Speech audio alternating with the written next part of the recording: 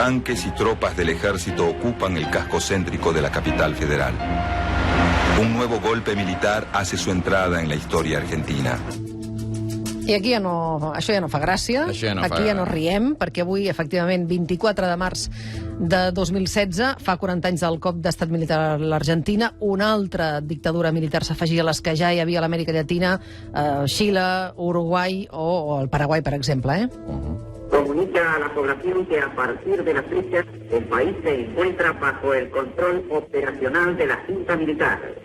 Se recomienda a todos los habitantes el estricto acatamiento a las disposiciones y directivas que emanen de autoridad militar.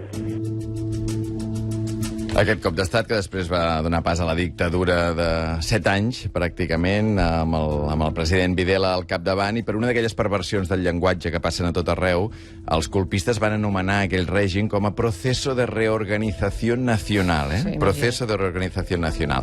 Bé, jo vull saludar una persona que tenia 6 anys quan va passar tot allò, que és argentí, que viu a Catalunya des de l'any 2001, i que el seu pare, que era un polític molt destacat a l'Argentina, advocat defensor de presos polítics fins a l'últim moment, va ser una de les moltíssimes persones segrestades i assassinades pel règim de Jorge Rafael Videla.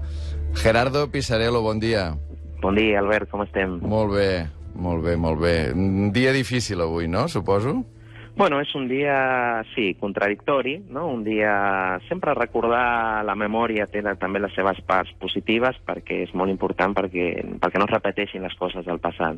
I llavors cada 24 de març, per molts de nosaltres, que som argentins de naixement, doncs és un moment per recordar la tragèdia que va suposar aquella dictadura, però també totes les lluites per la veritat i per la memòria que es van produir després d'aquell fet, que és el que ens permet, no, tenir esperances que això no es torni a repetir mai més. Jo pensava, Marta, que amb un pare tan compromès políticament, que va ser assassinat el 1976, què pensaria, no, Gerardo, què pensaria el teu pare si sapigués que el seu fill petit un dia va marxar a Barcelona i ara és tinent d'alcalde de l'Ajuntament de Barcelona? Ho penso molt.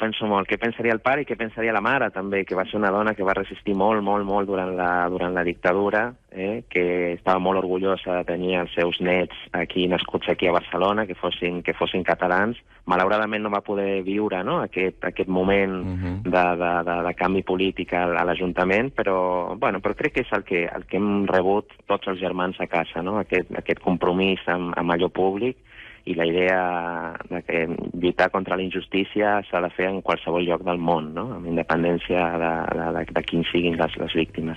El 24 de març, és a dir, avui fa 40 anys d'aquell cop d'estat, i el 24 de juny farà 40 anys que el teu pare, jo no sé si es pot utilitzar aquesta paraula, va ser segrestat? Seria la paraula, Gerardo? Bueno, va ser segrestat, efectivament, va ser segrestat, i després... Què va passar? Nosaltres, el meu pare era advocat de presos polítics, com es recordava ara, o era des abans, diguem-ne, del cop d'estat. De fet, durant els últims mesos del govern previ al cop d'estat, del govern d'Isabel Martínez de Perón, ja s'havien posat 2 bombes a casa nostra, i llavors, poc després del cop d'estat, no? El cop d'estat va ser el mes de març, doncs el mes de juny el van segrestar, havia rebut moltes amenaces policials, i poc temps després va aparèixer assassinat a una ciutat molt propera, a la ciutat de Tucumán, que és d'on jo soc originari. El van segrestar de casa? Tu recordes? Perquè tu tenies 6 anys. Què recordes? Jo tenia 5, no havia fet el 6 encara. Tenia 5 anys, clar. I tant que em recordo. És el fet, diria jo, que marca una mica la meva biografia. No, perquè sí, estàvem a casa. Jo en aquell moment ja les meves germanes no hi eren, llavors vivien amb la mare i el pare, i el pare estava amb mi al llit, com feia cada nit, explicant-me històries i coses, i de sobte van irrompre un grup d'unes 8 o 9 persones encaputxades, amb armes, allà. Nosaltres totalment sorpresos, perquè a casa meva mai no hi havien hagut ni armes, ni s'havia apostat, diríem, per la violència com a eina per fer política, i se'l van endur.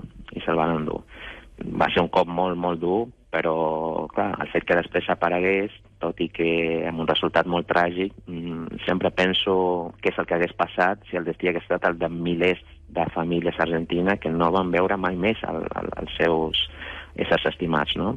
La desaparició és una cosa molt, molt dura. Des d'aquest punt de vista, tot i que pugui sonar paradoxal, però el fet de que hagi aparegut ens permetia tenir un lloc, no?, on anar a recordar la seva memòria.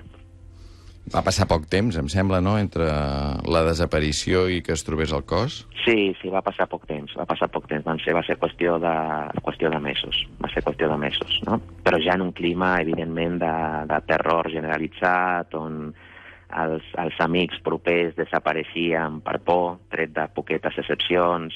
Clar, és el que suposa un règim de terror. Bueno, aquí no cal explicar-ho aquí a casa nostra, perquè a Catalunya, a Barcelona ho sabem, la gent que va viure el franquisme sap el que significa tot això, i per tant era un moment on ja no funcionava cap tipus de mecanisme institucional, el poder judicial, la possibilitat de presentar habeas corpus.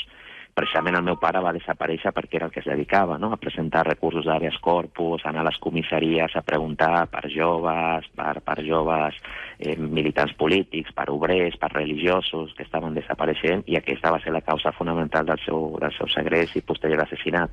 Algú ha pagat per el segrest i assassinat del teu pare?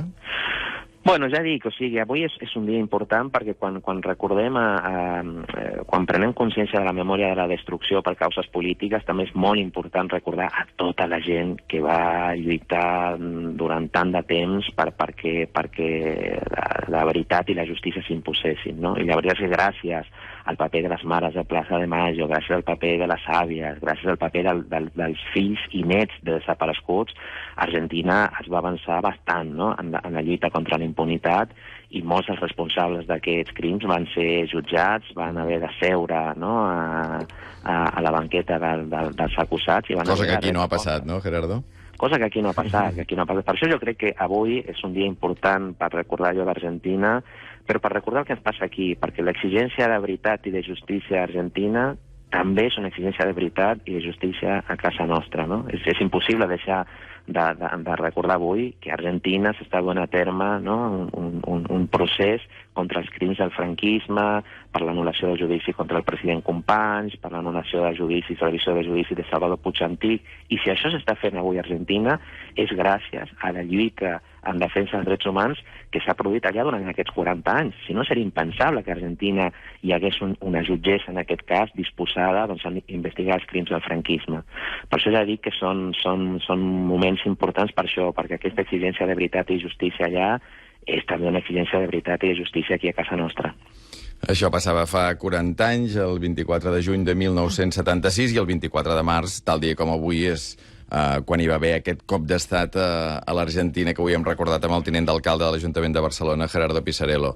Moltíssimes gràcies. Moltíssimes gràcies a vosaltres, Albert. Solo le pido a Dios que el dolor no me sea indiferente, que la reseca muerte no me encuentre vacío y solo sin nada.